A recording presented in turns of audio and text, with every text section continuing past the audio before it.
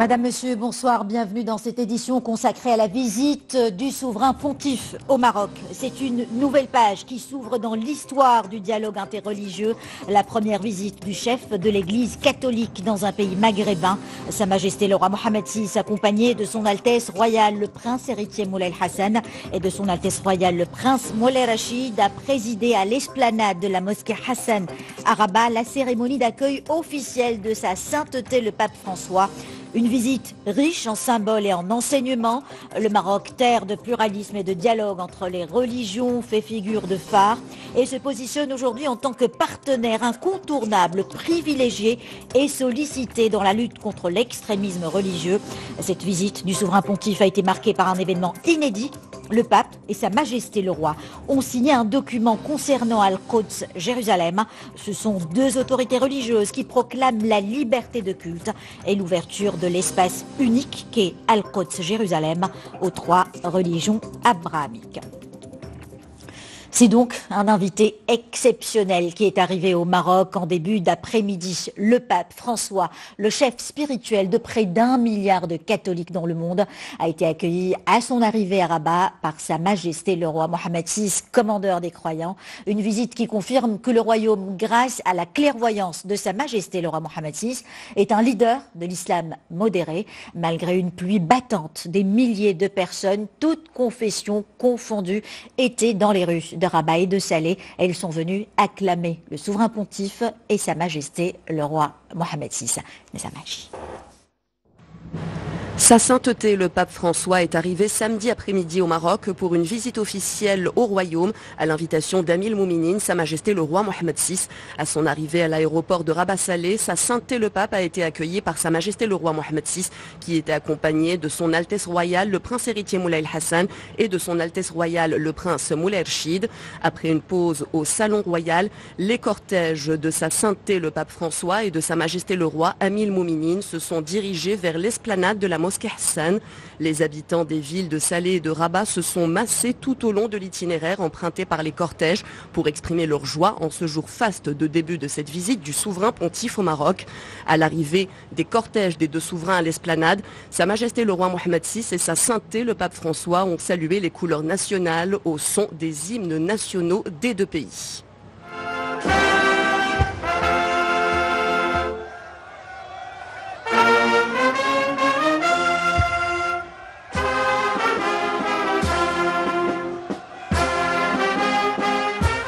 Un accueil officiel a été réservé au chef de l'Église catholique. Sa sainteté le pape François a notamment été salué par le chef de gouvernement, les présidents des deux chambres du Parlement, les conseillers de sa Majesté le roi ou encore le ministre des Habous et des Affaires islamiques. Par la suite, sa Majesté le roi Mohamed VI a été salué par les membres de la délégation officielle accompagnant le souverain pontife. Sa Majesté le roi et son illustre hôte ont ensuite gagné la tribune royale à l'esplanade de la mosquée Hassan, d'où ils ont prononcé des discours à l'occasion de cette première rencontre entre Amir Mouminin et sa sainteté le pape François devant des dizaines de milliers de personnes, toutes confessions confondues. Et c'était justement un véritable moment d'histoire qu'ont vécu les 1500 personnes qui ont eu le privilège d'être présents sur l'esplanade de la tour Hassan au moment de l'arrivée des deux leaders religieux. Temps fort avec deux discours prononcés respectivement par sa Majesté le roi Mohamed VI et le souverain pontife qui a pu être suivi par des millions de personnes puisqu'il a été retransmis en direct par les télévisions. Sa Majesté le roi Mohamed VI a été le premier à prendre la parole à la tribune. Un discours prononcé en 4 langues comme pour réaffirmer la pluralité de la société marocaine, l'ouverture du Maroc et ses valeurs de coexistence, une société où l'obscurantisme ne saurait avoir de place et où le dialogue interreligieux doit prévaloir. Suivez ce sujet de Salima Benabou. C'est un appel fort et sincère en faveur du dialogue interreligieux, lancé par le souverain devant son hôte, le pape François, sur l'esplanade de l'emblématique mosquée Hassan. I have never ceased to seek God, beyond silence, beyond words, and beyond the comfort of dogmas. Nous n'avons eu de cesse d'aller chercher Dieu au-delà du silence, au-delà des mots et au-delà du confort des dogmes, pour que nos religions restent des passerelles privilégiées et éclairées et pour que demeurent les leçons et les messages de l'islam des Lumières. It is clear the dialogue between the Abrahamic religions is insufficient. At a time Le dialogue entre les religions abrahamiques est manifestement insuffisant dans la réalité d'aujourd'hui. Au moment où les paradigmes se transforment, partout et surtout, le dialogue interreligieux doit aussi faire sa mue.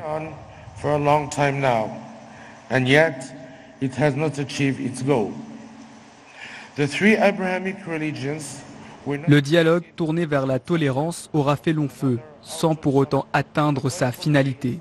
Les trois religions abrahamiques n'existent pas pour se tolérer, par résignation fataliste ou acceptance altière.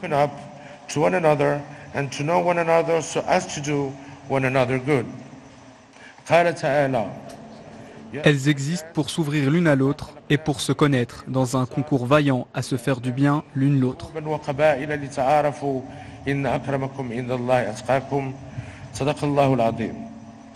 Le dialogue interreligieux pour contrer toute forme de radicalisation. Dans son discours, le souverain a rappelé l'importance de l'éducation unique voie pour faire face à ce phénomène.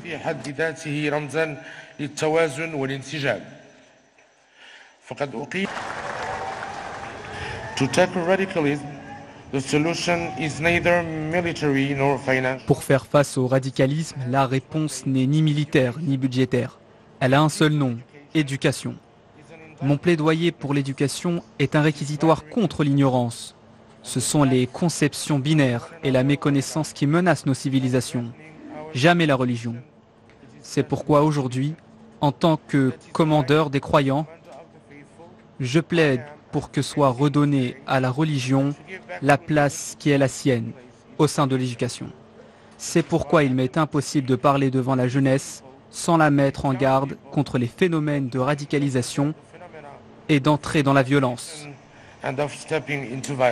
Ont en commun n'est pas la religion, c'est précisément l'ignorance de la religion. Il est temps que la religion ne soit plus un alibi pour ces ignorants, pour cette ignorance, pour cette intolérance. Sa Majesté le Roi a rappelé les valeurs de la religion monothéiste avant de saluer les efforts déployés par sa sainteté au service de la paix mondiale. Nous suivons avec intérêt et considération les efforts déployés par votre sainteté au service de la paix mondiale, ainsi que vos appels continus à l'éducation, au dialogue, à la cessation des violences et à la lutte contre la pauvreté, la corruption, le changement climatique, ces maux qui gangrènent les sociétés.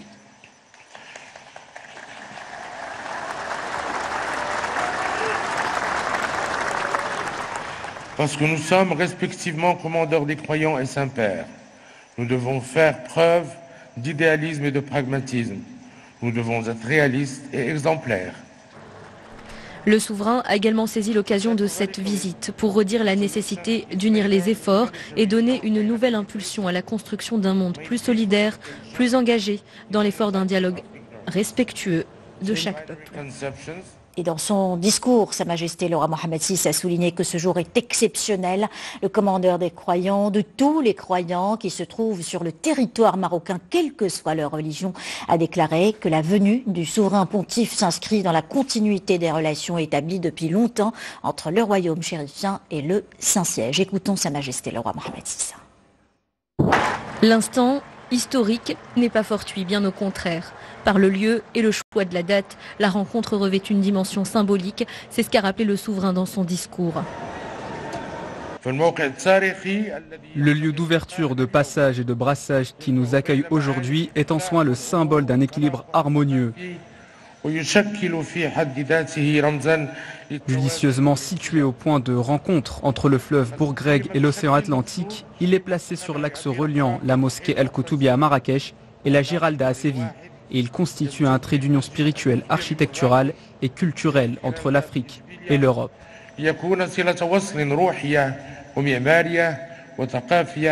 Nous avons également souhaité que votre visite coïncide avec le mois béni de Rajab. C'est en cette période sainte que l'islam et la chrétienté connurent l'un des épisodes les plus emblématiques de leur histoire.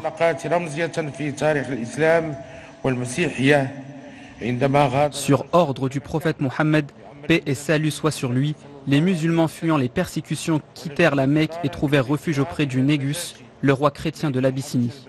Il s'agissait là du premier acte d'accueil et de connaissance mutuelle entre religions musulmanes et chrétiennes. Dans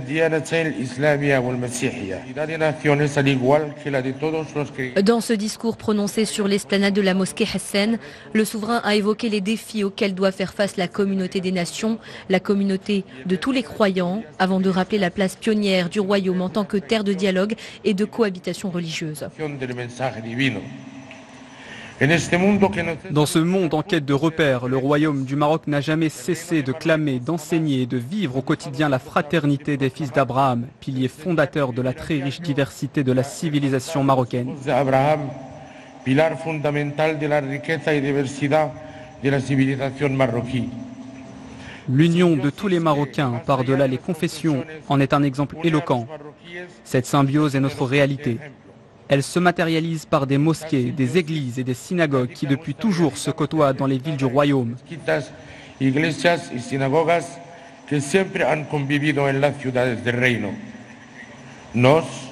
Nous, rois du Maroc, Amir el-Mu'minin, nous nous portons garant du libre exercice des cultes.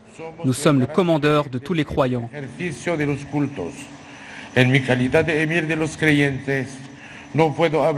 En tant que commandeur des croyants, je ne peux parler de terre d'islam comme s'il n'y vivait que des musulmans.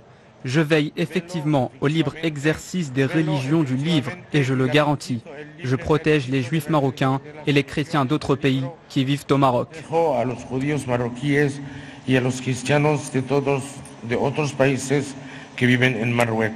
La corruption. Sa Majesté le Roi a également évoqué l'importance de faire de la justice sociale une réalité concrète.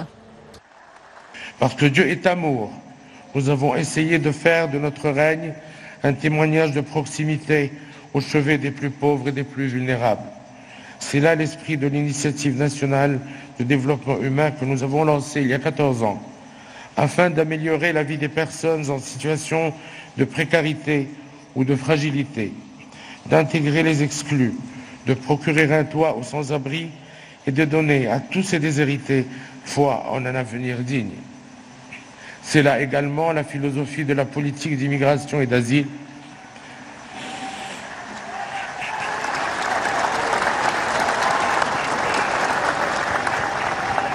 C'est là également la philosophie de la politique d'immigration et d'asile que nous avons mise en place. Nous la voulons avant tout solidaire. Elle est en phase avec le pacte de Marrakech que la communauté internationale a adopté le 10 décembre dernier. Le souverain s'est réjoui que cette conférence ait favorisé la condamnation unanime de toute instrumentalisation de la religion pour discriminer ou agresser les autres. Comme vous venez de le suivre, une marée humaine était sur l'esplanade de la mosquée Hassan pour écouter le discours royal. Une foule compacte par sa masse, hétéroclite par ses convictions religieuses et unanime à saluer la teneur du discours de Sa Majesté le roi Mohammed VI. Écoutons quelques réactions recueillies par Amin Abdelrahman. Les religions existent pour s'ouvrir l'une à l'autre et pour se connaître. Cette phrase est une véritable leçon de tolérance. Elle a été prononcée par Sa Majesté le roi Mohammed VI au cours de ce discours poignant en 4 langues, arabe, français, espagnol et anglais, pour dire oui à l'acceptation de l'autre, ce qui est également la philosophie de la politique d'immigration et d'asile mise en place par le souverain. Il a beaucoup été question de l'approche du Maroc face à la migration. Sa Majesté le roi Mohammed VI a rappelé qu'il prônait une politique d'ouverture. C'est ce qui transparaît également à travers cette rencontre.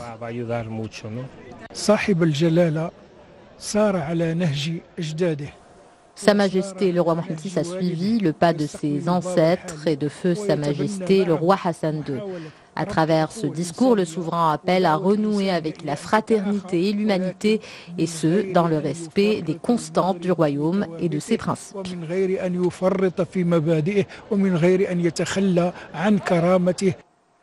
Selon le souverain, le dialogue entre religions abrahamiques doit aujourd'hui être renforcé. Les 3 monothéismes doivent constituer des passerelles privilégiées, un message fort qui a ému les personnalités présentes lors de ce grand moment de l'histoire du dialogue interreligieux. Il a un message à faire passer, celui d'une société dans laquelle toutes les religions vivent, sous le commandeur des croyants, juifs et musulmans et chrétiens, vivent ici au Maroc avec une liberté de culte absolument inouïe et totale. Sa Majesté le roi Mohammed VI a également insisté sur le rôle de l'éducation dans la lutte contre toutes les formes de radicalisme, un réquisitoire poignant contre l'ignorance qui menace nos civilisations selon le souverain. La promotion du dialogue interreligieux et la connaissance réciproque entre les fidèles a aussi été l'axe majeur du discours prononcé par le souverain pontife. Le pape François a affirmé que sa visite au Maroc est une occasion de redire la nécessité d'unir les efforts et donner une nouvelle impulsion à la construction d'un modèle plus solidaire. Le dossier de la migration a également été évoqué par le souverain pontife. L'évêque de Rome a à cette occasion souligné que le Maroc est un exemple d'humanité pour les migrants et les réfugiés. Nezha Machi.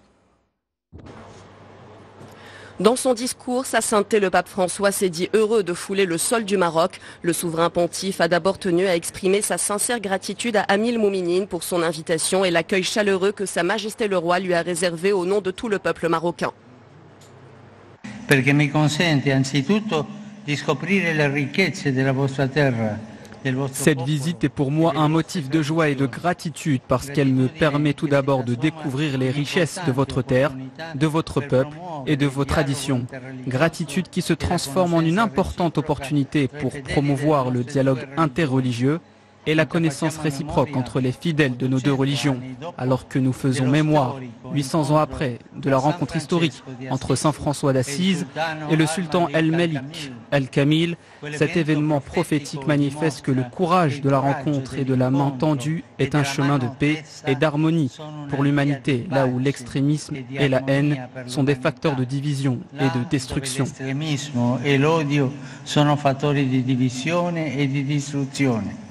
Sur cette terre marocaine qu'il qualifie de pont naturel entre l'Afrique et l'Europe, le pape François a exprimé la nécessité de donner une nouvelle impulsion à la construction d'un monde plus solidaire, tout en indiquant que les chrétiens se réjouissent de la place qu'il aurait faite au Maroc.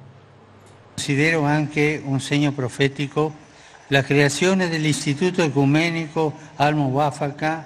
Je considère aussi comme un signe prophétique la création de l'Institut œcuménique Al-Muwafaqa à Rabat en 2012 par une initiative catholique et protestante au Maroc. Institut qui veut contribuer à promouvoir l'œcuménisme ainsi que le dialogue avec la culture et avec l'islam.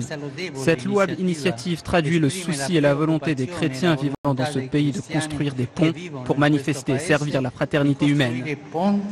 Per manifestare e servire la fraternità umana. Symbole fort, c'est sur cette terre d'accueil des migrants qu'est le royaume que le pape François a évoqué la crise migratoire mondiale dans son allocution, un sujet qui lui tient à cœur. Le souverain pontife a aussi évoqué le pacte mondial sur les migrations adopté au Maroc. Spero che il Marocco, che con grande disponibilità. J'espère que le Maroc, qui avec une grande disponibilité et une délicate hospitalité a accueilli cette conférence, voudra continuer à être dans la communauté internationale un exemple d'humanité pour les migrants et les réfugiés, afin qu'ils puissent être ici comme ailleurs, accueillis avec humanité et protégés, qu'on puisse promouvoir leur situation et qu'ils soient intégrés avec dignité.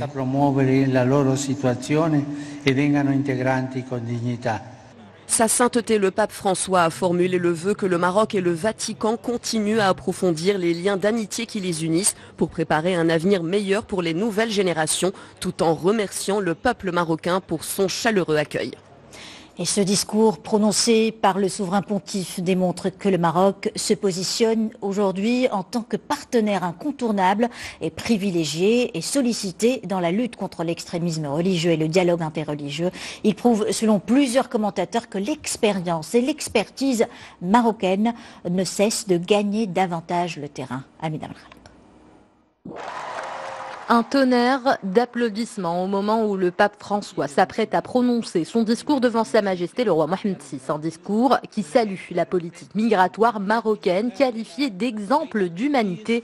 Cette position du souverain pontife trouve écho auprès des hauts dignitaires et autres membres de l'Église catholique présents en grand nombre pour assister à ce moment historique. Il a insisté beaucoup à remercier aussi le peuple marocain, étant un peu en Afrique et à la porte de l'Europe, de pouvoir donner un exemple éloquent pour pouvoir œuvrer pour l'hospitalité, et aussi pour la dignité de la personne humaine. La migration, la justice sociale et la religion comme point de convergence sont les thèmes qui ont retenu mon attention.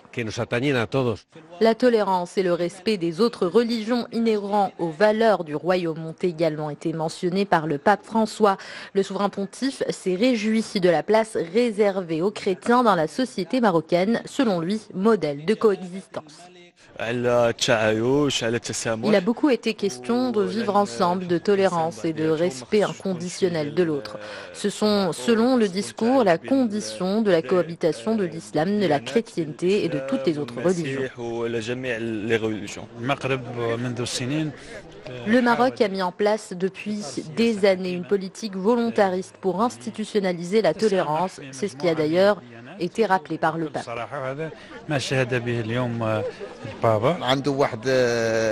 Ce discours a mis en avant toutes les valeurs de coexistence entre plusieurs religions prônées par Sa Majesté le roi Mohammed VI ainsi que par feu Sa Majesté le roi Hassan II. C'est dans cet esprit que le pape François a salué l'organisation à Marrakech de la conférence internationale sur les droits des minorités religieuses dans le monde islamique. Il a également parlé du rôle crucial qu'a joué le royaume dans la lutte contre les aléas climatiques en faisant référence à un événement international qui a retenu l'attention, la COP22. Et nous retrouvons en direct à Rabat Mehdi Soufiane. Bonsoir Mehdi, vous avez assisté à cette cérémonie sur l'esplanade de la mosquée Hassan. Quelle ambiance prédominait sur place Mehdi ? Écoutez Rizlan, rarement une assistance ne se sera sentie aussi privilégiée d'être témoin d'un moment d'histoire et surtout d'un moment d'espoir à l'heure où l'humanité vit des instants tourmentés. J'ai eu cette chance et je peux en témoigner. Ce fut un véritable moment de communion cet après-midi sur l'esplanade de la Tour Hassan. Bravant une pluie intense, les gens sont venus nombreux, quelle que soit leur religion, leur nationalité, leur langue, leur couleur de peau ou leur classe sociale. Un moment de communion qui a donné tout son sens au message humaniste diffusé au monde depuis Rabat par Sa Majesté Mohammed VI et par le pape François. C'était aussi, Rizlan, une véritable invitation au respect de l'autre, au respect de sa dignité, au respect de sa foi et de sa liberté de l'exercer en toute confiance, car c'est la seule voie possible, la lutte contre l'ignorance et la déconstruction des préjugés pour contrecarrer les obscurantistes de tous bords. Merci beaucoup Mehdi Soufiane, vous étiez en direct avec nous de Rabat. Et avant les deux discours prononcés par les deux leaders religieux, la première escale du convoi pontifical a été le mausolée Mohammed V. Le souverain pontife s'est recueilli sur les tombes de feu Sa Majesté Mohammed V et feu Sa Majesté Hassan II. Le chef de l'église catholique a déposé des gerbes de fleurs sur les deux sépultures. Il a écrit sur le livre d'or du mausolée ces mots-là: j'invoque Dieu Tout-Puissant pour la prospérité du royaume du Maroc, lui demandant de faire grandir la fraternité, la solidarité entre chrétiens et musulmans. Priez pour moi, je vous en prie. Fin de citation. Le souverain pontife qui a ensuite reçu un ouvrage retraçant l'histoire du mausolée ainsi que son écusson.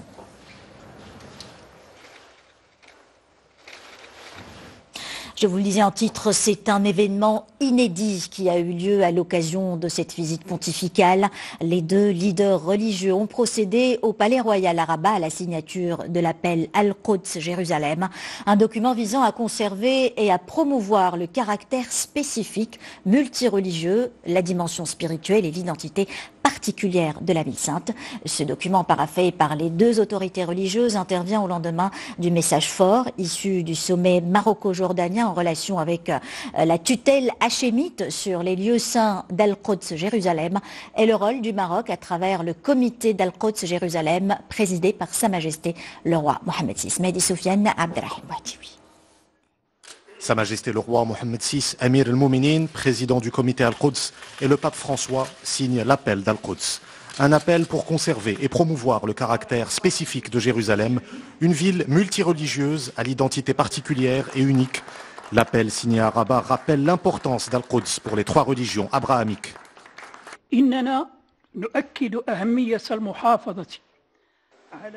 Nous pensons important de préserver la ville sainte de Jérusalem, Al-Quds al-Sharif, comme patrimoine commun de l'humanité et par-dessus tout pour les fidèles des trois religions monothéistes, comme lieu de rencontre et symbole de coexistence pacifique où se cultive le respect réciproque et le dialogue.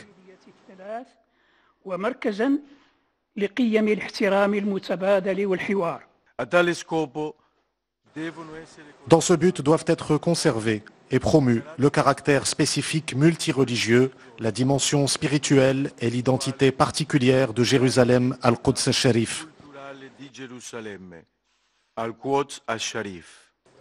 L'appel d'Al-Quds intervient dans un contexte de tension où la ville sainte de Jérusalem est devenue un sujet de clivage, un contexte dans lequel prolifèrent les discours extrémistes. L'appel d'Al-Quds vient aussi rappeler que Jérusalem est un patrimoine commun de l'humanité et réaffirme également le rôle important du Maroc à travers le comité Al-Quds et l'agence Beit Mal Al-Quds. Nous souhaitons par conséquent que dans la ville sainte soit garantie la pleine liberté d'accès aux fidèles des 3 religions monothéistes et le droit de chacune d'y exercer son propre culte.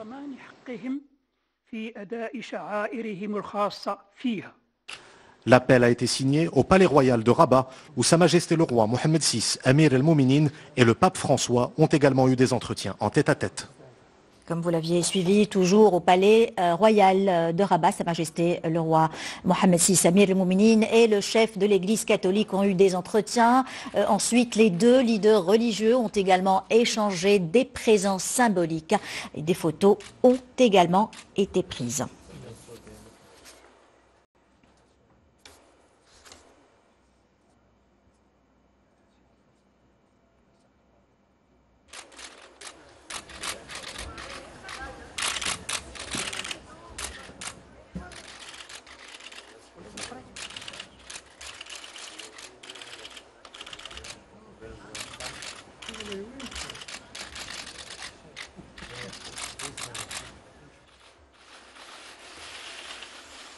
Sa Majesté le Roi Mohammed VI et Sa Sainteté le Pape François ont ensuite visité l'Institut Mohammed VI de formation des imams, Morshidines et Morshidettes.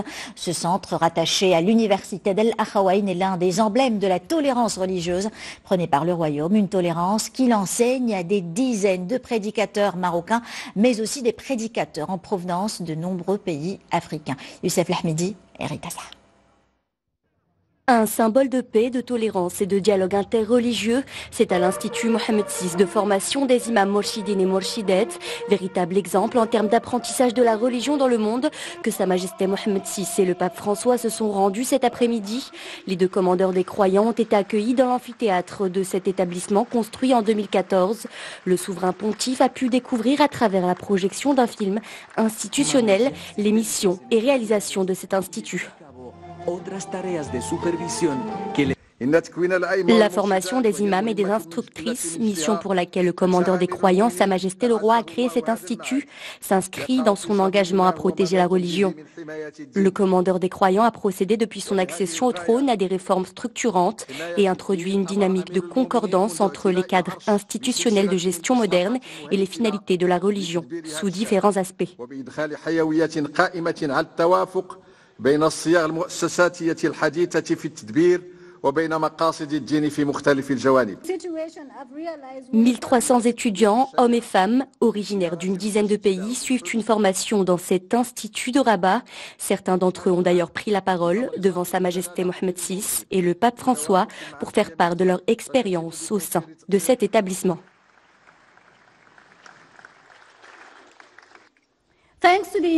C'est grâce à l'initiative de Sa Majesté le Roi Mohammed VI, en fondant cet institut pour apprendre aux jeunes Africains les préceptes de l'islam, que je suis ici aujourd'hui. J'ai beaucoup appris, j'ai grandi, j'en ressors transformée. Après avoir obtenu mon diplôme, je rentrerai chez moi. Au Nigeria, je pourrai aider et convaincre les gens que la religion est synonyme de paix et de bonté. La formation s'inspire d'une doctrine qui prend en compte la vie pratique, la culture et qui accepte la diversité, un dogme basé sur la modération et le juste milieu, mais aussi une spiritualité qui vous unit à Dieu et à ses créatures par le lien de l'amour. À mon retour, je compte mettre au service de mon pays et de l'ensemble de ses habitants les différentes compétences acquises à l'Institut.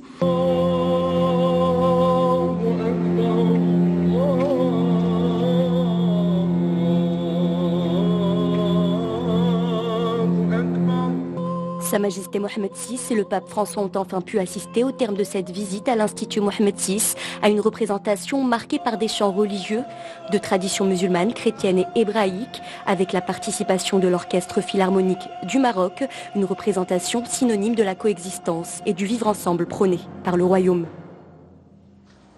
Et cette visite apostolique est placée également sous le thème de la solidarité avec les migrants. De ce fait, en fin de journée, le souverain pontife s'est rendu au siège de Caritas du diocèse de Rabat, une association qui vient en aide aux plus démunis à travers notamment des actions de santé et des formations professionnelles.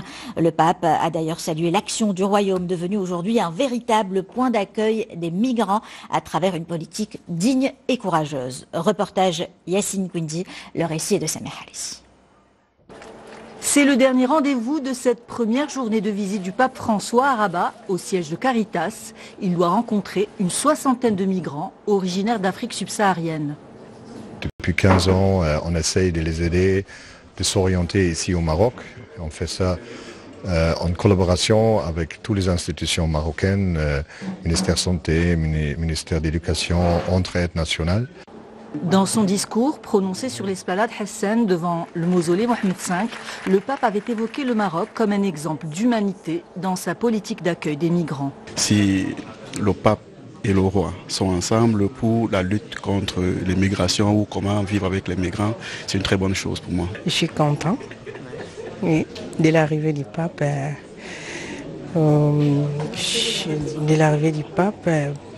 Parce que c'est un grand représentant aussi qui prône le respect des cultures et des religions. Comme le roi Mohamed VI, ce sont les garants de la religion. Caritas est présente à Rabat et à Tanger, où le nombre des migrants est important. Au total, près de 10 000 migrants sont pris en charge tous les ans dans le monde par Caritas. Et nous retrouvons en direct à Rabat notre consultant, le politologue Khalid Chegraoui. Monsieur Chegraoui, bonsoir. Nous allons revenir sur l'un des points forts de cette visite pontificale et cet événement inédit qui est la signature de l'appel Al-Quds Jérusalem, un appel pertinent et nécessaire qui intervient dans un contexte de tension, n'est-ce pas, monsieur Chegraoui ?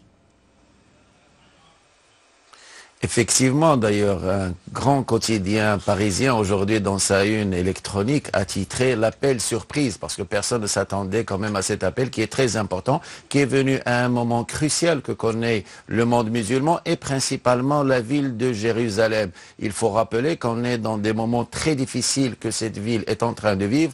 Aujourd'hui, on est en train de fêter la journée de la terre dans les territoires palestiniens et cette semaine a été marquée, et même les semaines dernières ont été marquées par un certain nombre de décisions sur le plan international, un certain nombre de manipulations, un certain nombre de positions qui vont à l'encontre de la légalité internationale et bien sûr il y a un certain nombre de positions qui essaient de dénaturer le statut juridique et spirituel de la ville de Jérusalem. Cet appel entre les deux souverains pontifes qui en toute souveraineté et en toute légitimité arrive à un point nommé et à un moment très important afin de rappeler la position et la situation intrinsèque de la ville de Jérusalem et surtout le droit de respecter la légalité internationale de cette ville afin qu'elle soit un espace de vie en commun des trois monothéismes et de ne pas la dénaturer et de la faire rapporter à une seule identité et en excluant les autres identités. Ce qui fait que le Maroc aujourd'hui renforce sa centralité au sein du monde musulman,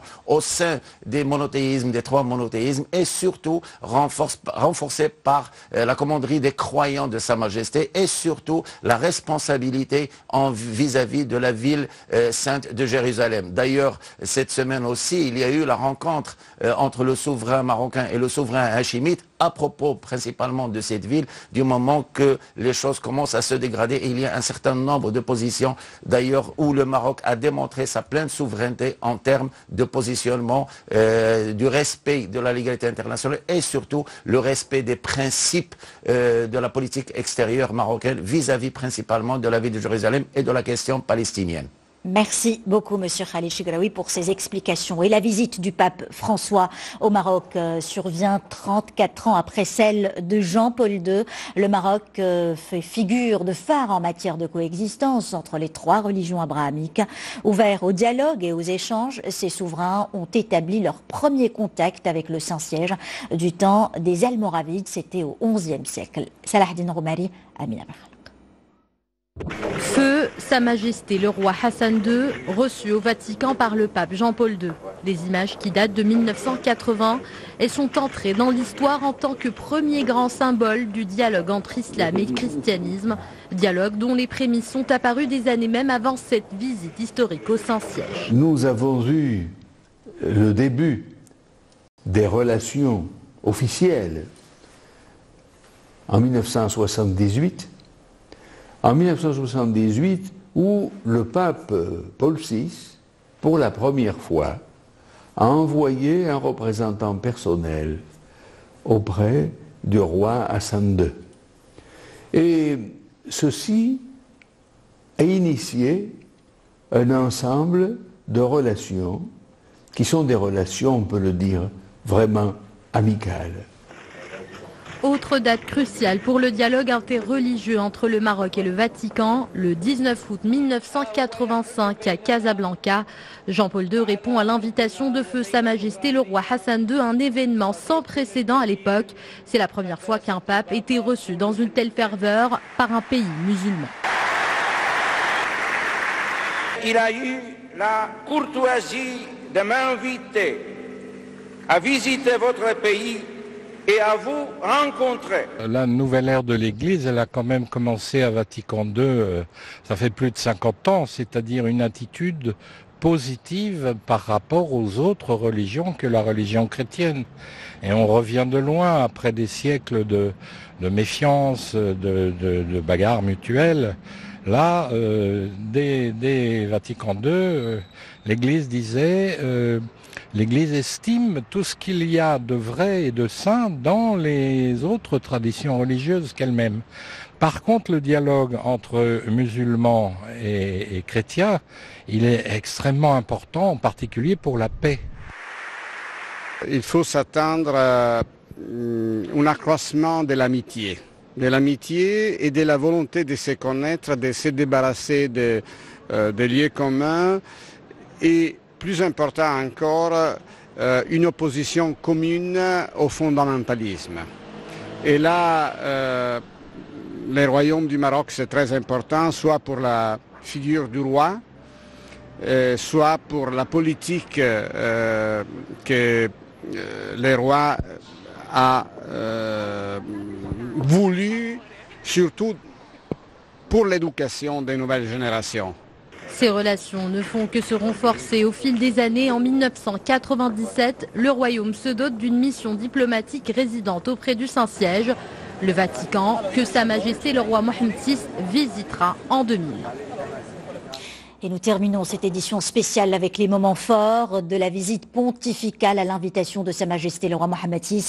Une invitation qui traduit la vision du souverain soucieuse du développement, du dialogue interreligieux et de la compréhension mutuelle entre les fidèles des différentes religions et la compréhension des valeurs de la paix dans le monde.